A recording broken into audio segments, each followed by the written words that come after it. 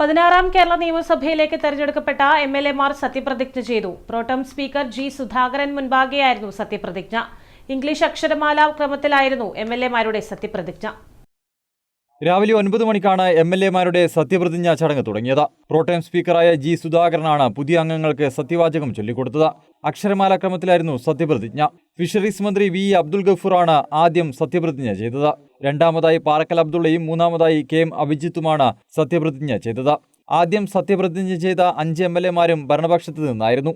ആറാമതായി സത്യപ്രതിജ്ഞ ചെയ്ത പുനലൂരിൽ നിന്നുള്ള സി അജയപ്രസാദാണ് ആദ്യം സത്യപ്രതിജ്ഞ ചെയ്ത LDF MLA.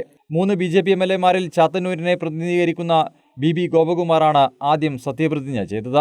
മുഖ്യമന്ത്രി VD സതീശൻ 105ാമതായാണ് സത്യപ്രതിജ്ഞ ചെയ്തത്. വടശ്ശേരി ദാമോദര മേനോൻ സതീശൻ എന്ന് ആവർത്തിച്ചായിരുന്നു VD സതീശന്റെ സത്യപ്രതിജ്ഞ. വടശ്ശേരി ദാമോദര മേനോൻ സതീശൻ എന്ന ഞാൻ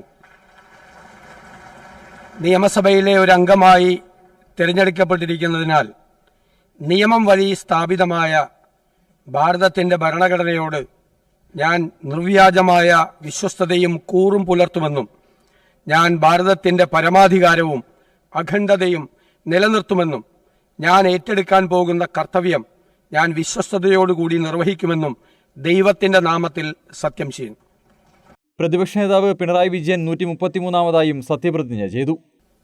പിണറായി വിജയൻ എന്ന ഞാൻ നിയമസഭയിലെ ഒരു അംഗമായി തിരഞ്ഞെടുക്കപ്പെട്ടിരിക്കുന്നതിനാൽ നിയമം വഴി സ്ഥാപിതമായ ഭാരതത്തിൻ്റെ ഭരണഘടനയോട് ഞാൻ നിർവ്യാജമായ വിശ്വസ്തതയും കൂറും പുലർത്തുമെന്നും ഞാൻ ഭാരതത്തിൻ്റെ പരമാധികാരവും അഖണ്ഡതയും നിലനിർത്തുമെന്നും ഞാൻ ഏറ്റെടുക്കുവാൻ പോകുന്ന കർത്തവ്യം ഞാൻ വിശ്വസ്തയോടുകൂടി നിർവഹിക്കുമെന്നും സഗൗരവം പ്രതിജ്ഞ ചെയ്യുന്നു.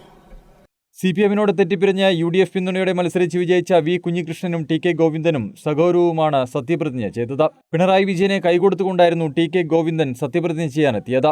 പിണറായി വിജയന് അഭിവാദ്യം അർപ്പിച്ചുകൊണ്ടായിരുന്നു വി കുഞ്ഞികൃഷ്ണൻ സത്യപ്രതിജ്ഞ ചൊല്ലിയത്.